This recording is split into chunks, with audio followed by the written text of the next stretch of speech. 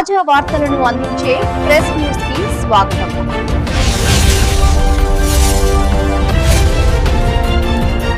నమస్తే, welcome to press news. బులెటిన్ల ముందుగా headlines చూద్దాం. మీడియాతో మాజీ ఎంపీ బీజేపీ రాష్ట్ర ఉపాధ్యక్షులు డాక్టర్ బూరా నర్సయ్య గౌడ్.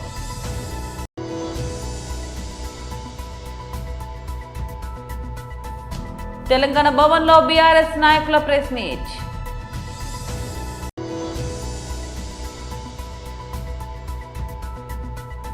విలేకరులతో మాట్లాడుతున్న ఎంపీ ఈటెల రాజేందర్.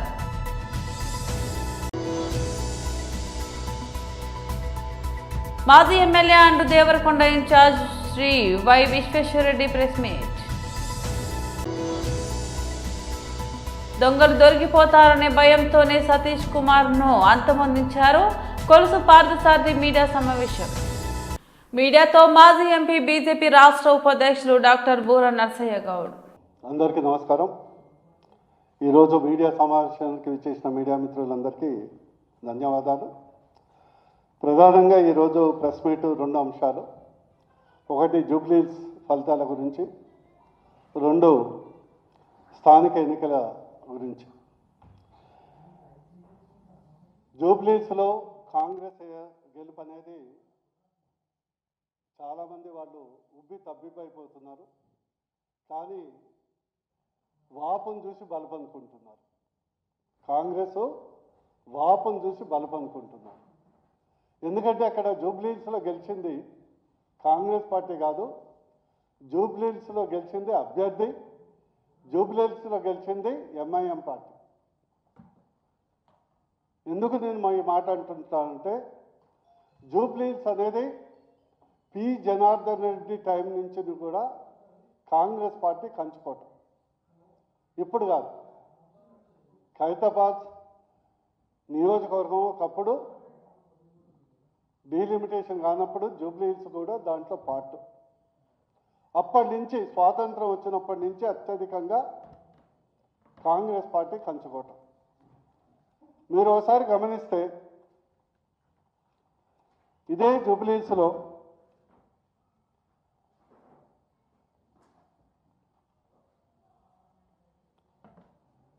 రెండు వేల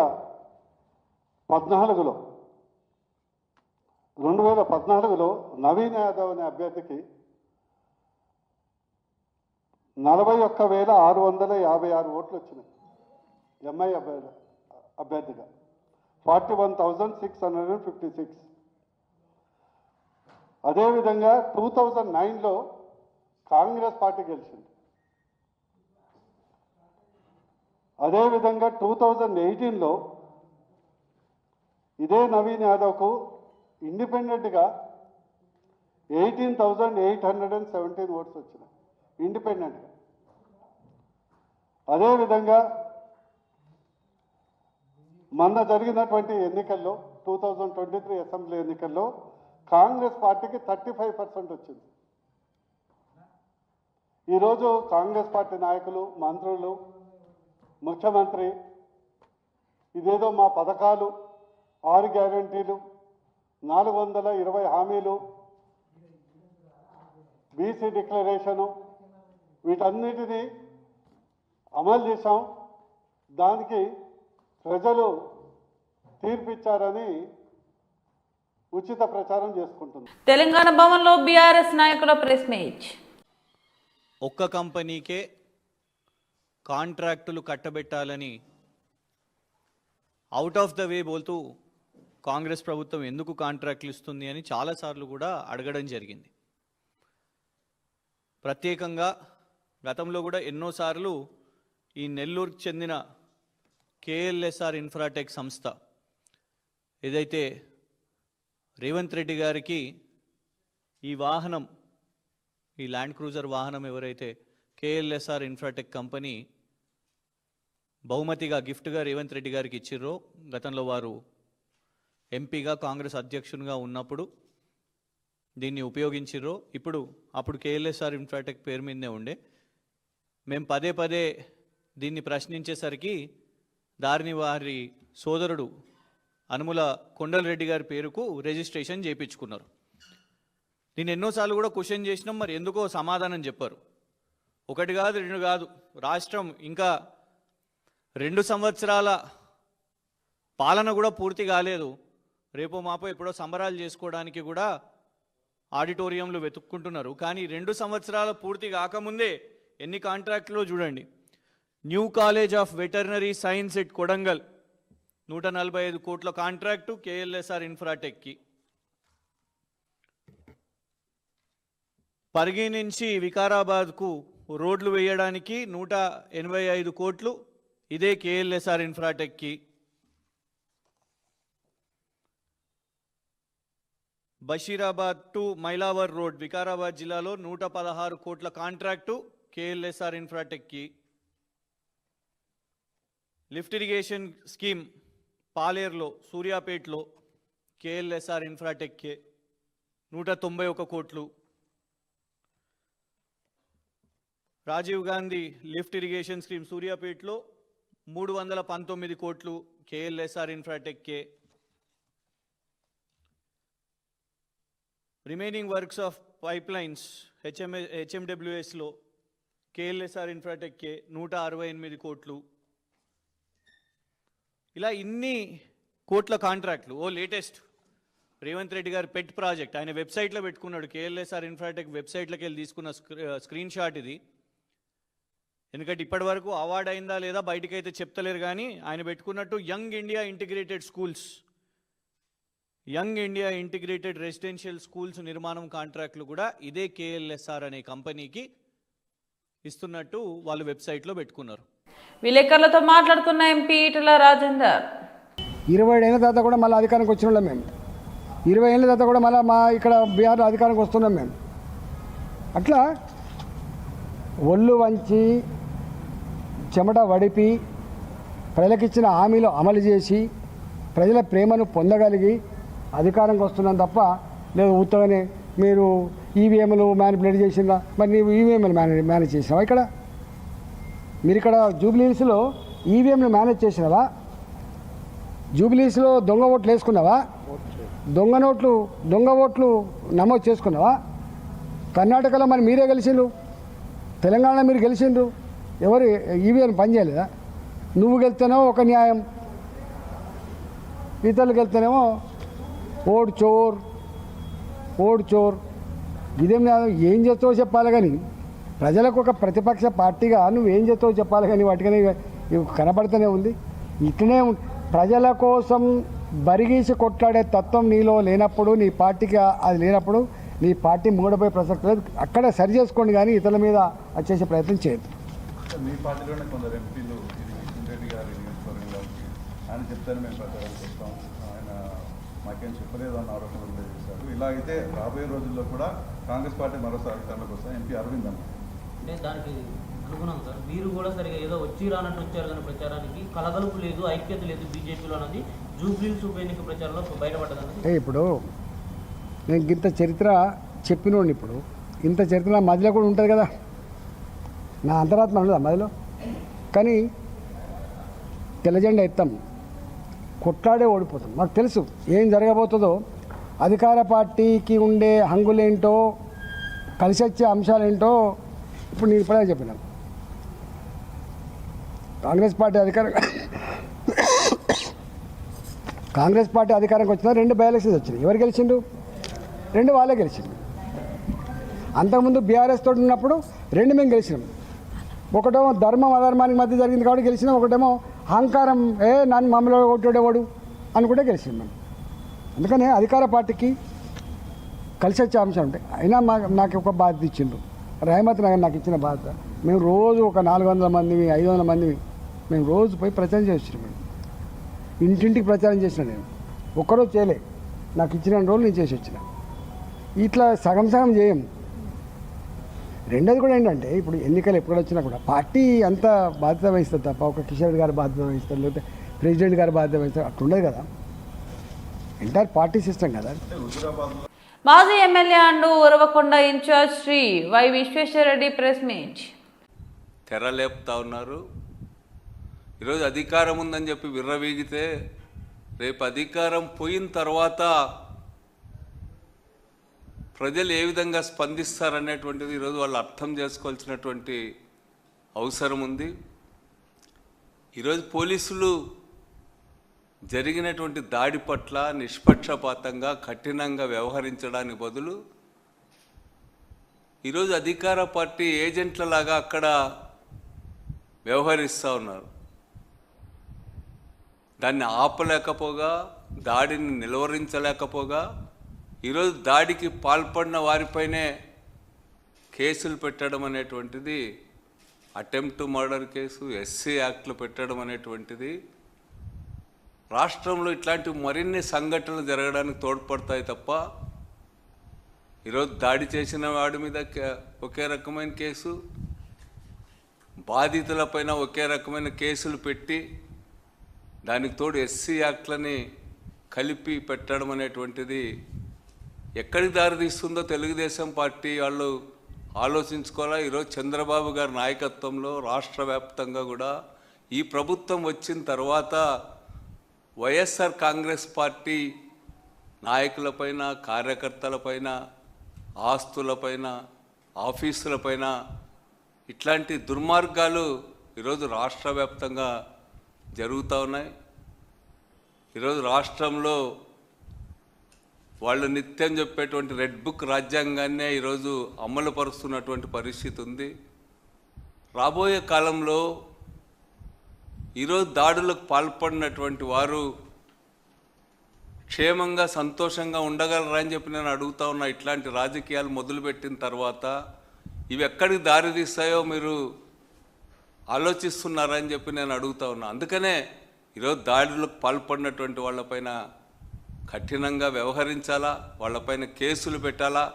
వైఎస్ఆర్ కాంగ్రెస్ పార్టీ పైన పెట్టిన అక్రమ కేసులు, తప్పుడు కేసుని వెంటనే ఎత్తివేయాలని చెప్పి ఈరోజు ఎంత ఘోరమైన పరిస్థితి ఉందంటే, ఒక ఆఫీస్ పైన దాడి జరిగితే, మా ఆఫీస్ పైన దాడి జరిగితే మేము వాళ్ళని పరామర్శించడానికి కానీ, ఆఫీస్ దగ్గరికి పోవడానికి కానీ ఈరోజు మేము అనుమతించమనేటువంటి వైఖరిని ఈరోజు ఈ ప్రభుత్వం తీసుకుంది. దాంట్లో భాగంగానే సత్యసాయి జిల్లా అధ్యక్షురాలిని పోకుండా ఆపివేసినారు, అనంతపూర్ జిల్లా అధ్యక్షుడిని పోకుండా ఆపు చేసినారు.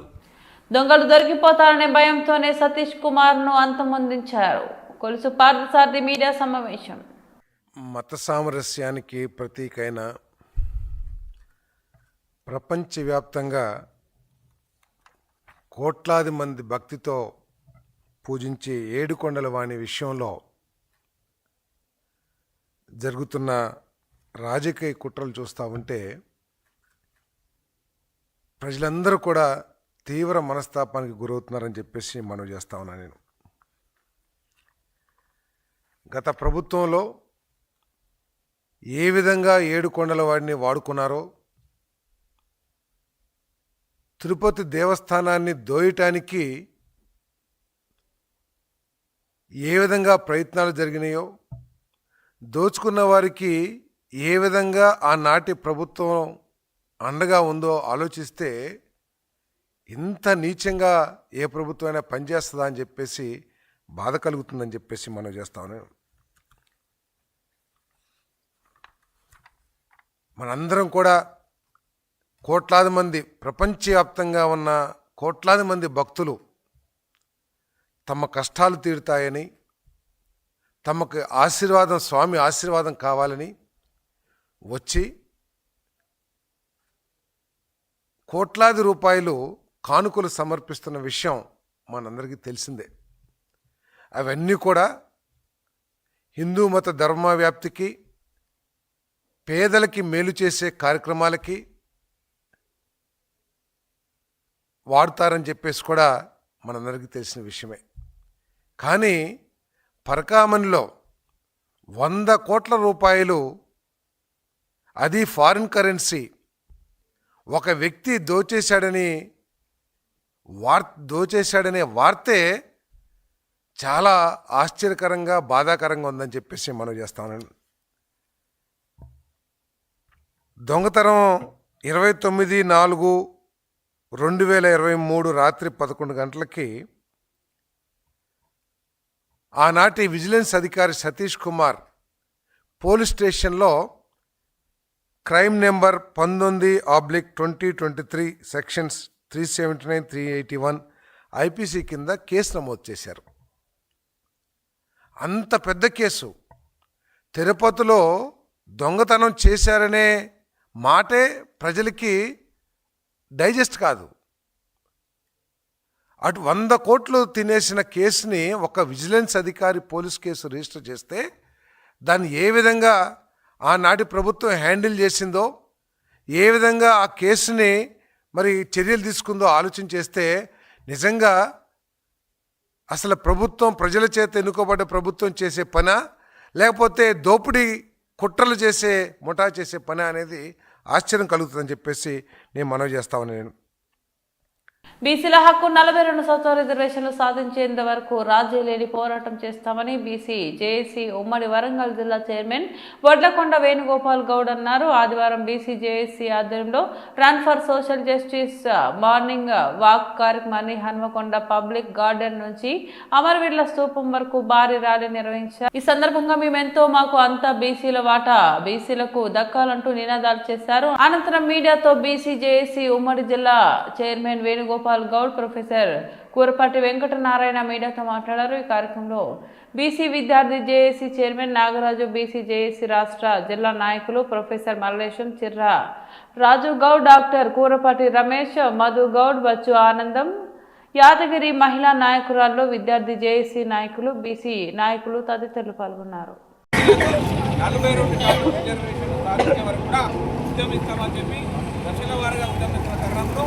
ఈరోజు హన్మకొండ పబ్లిక్ గార్డెన్ నుండి మరి అమరవీరుల స్తూపం వరకు ఈరోజు బీసీ జేఏసీ నాయకులు, బీసీ సంఘాలు, విద్యావంతులు, మహిళలు, విద్యార్థులు పెద్ద సంఖ్యలో ఈరోజు రన్ ఫర్ సోషల్ జస్టిస్ ద్వారా ఇక్కడికి రావడం జరిగింది. ఈరోజు మేము డిమాండ్ చేస్తున్నాం, ఖచ్చితంగా జనాభాలో 60% ఉన్న బీసీలకు న్యాయమైన డిమాండ్ మేము అడుగుతున్నాం. కాబట్టి ఈ కాంగ్రెస్ ప్రభుత్వం, బీజేపీ ప్రభుత్వం ఖచ్చితంగా సమాలోచన చేసి మరి రిజర్వేషన్లు ఇవ్వాలి.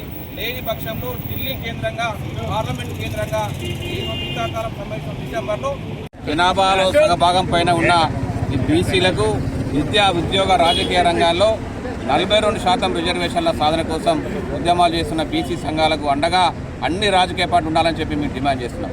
ఈరోజు మరి అసెంబ్లీలో 42% రిజర్వేషన్ల కోసం చట్టం తీర్మానం చేసి కేంద్ర ప్రభుత్వానికి, పార్లమెంటుకి బిల్లు పెడితే ఇప్పటివరకు కూడా కేంద్ర ప్రభుత్వం ఆ బిల్లు మీద ఇంతవరకు కూడా స్పందించట్లేదు. మరి ఈరోజు అన్ని పార్టీల ఎంపీలు కూడా పార్లమెంట్లో ఖచ్చితంగా మా వాటా మాకు ఇవ్వాలి, బీసీలు న్యాయపరమైన డిమాండ్ చేస్తున్నాం. మేము జనాభాలో 60% ఉన్నాం, మా కనీసం 42% రిజర్వేషన్లు అని చెప్పి డిమాండ్ చేస్తున్నాం.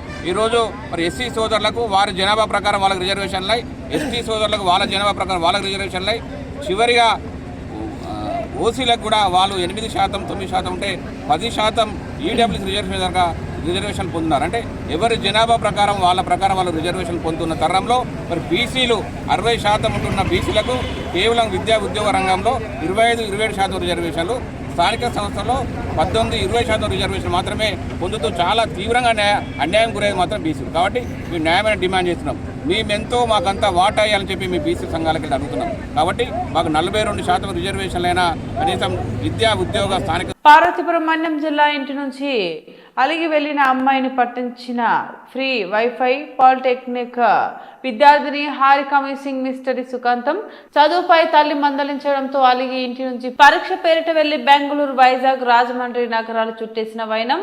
సిమ్ తీసేసి ఆచూకీ దొరకకుండా జాగ్రత్త. కేవలం రైల్వే వైఫైతోనే నెట్టుకొచ్చిన హారిక నగర్లో ఫ్రీ వైఫై లాగిన్ ద్వారా లొకేషన్ ట్రేస్ చేసి టెక్నాలజీతో హారికను పసిగట్టిన పోలీస్ టెక్నికల్ టీం, జిల్లా ఎస్పీ 5 ప్రత్యేక బృందాలతో గాలింపు ఎట్టకేలకు 12 రోజుల అనంతరం విద్యార్థిని జాడ కనుగొన్న పోలీసులు.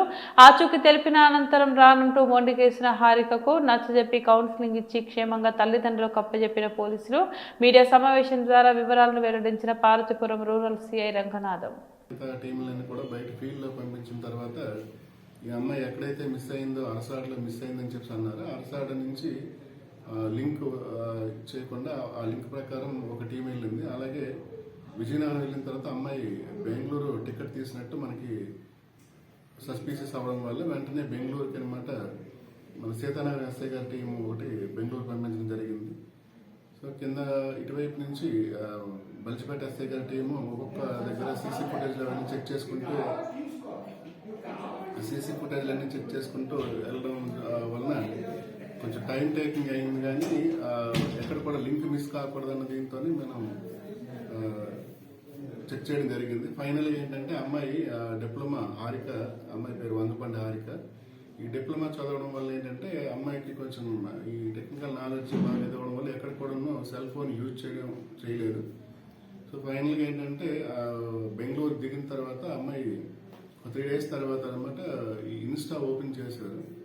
ఓపెన్ చేసిన వెంటనే అది మన ఎస్పీ సార్ అండర్లో పనిచేసిన ఈ ఐటీ కోర్ టీం అనమాట. వెంటనే దాన్ని లొకేషన్ ట్రేస్ చేసి చెప్పిన వెంటనే సార్ ఎస్పీ సార్ అనమాట వెంటనే అక్కడ లోకల్ ఆర్పిఎఫ్ఓ ఎస్పీ గారితో అలాగే లోకల్ బెంగళూరు పోలీస్ ఆఫీసర్స్తో మాట్లాడి వెంటనే ఆ అమ్మాయిని రెస్క్యూ చేయడం జరిగింది. ఆ తర్వాత ఆ పేరెంట్స్ను తర్వాత మన దగ్గరలో అప్పటికే చెక్ చేసుకుంటూ వస్తున్న మన సీతానగరం ఎస్ఐ. బులెటిన్ ముగించే ముందు మరోసారి హెడ్లైన్స్ చూద్దాం. మీడియాతో మాజీ ఎంపీ బీజేపీ రాష్ట్ర ఉపాధ్యక్షులు డాక్టర్ బూర నర్సయ్య గౌడ్.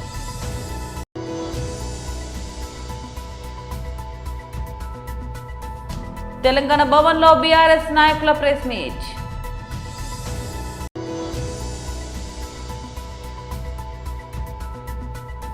విలేకరులతో మాట్లాడుతున్న ఎంపీ ఈటెల రాజేందర్.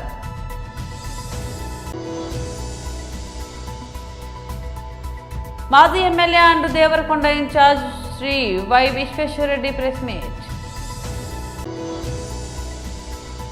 దొంగలు దొరికిపోతారనే భయంతోనే సతీష్ కుమార్ ను అంతమొందించారు. కొలుసు పార్థసారథి మీడియా సమావేశం. ఇవి బులెటిన్ అప్డేట్స్. మరో బులెటిన్లో మళ్ళీ కలుద్దాం. అంతవరకు సెలవు. నమస్తే.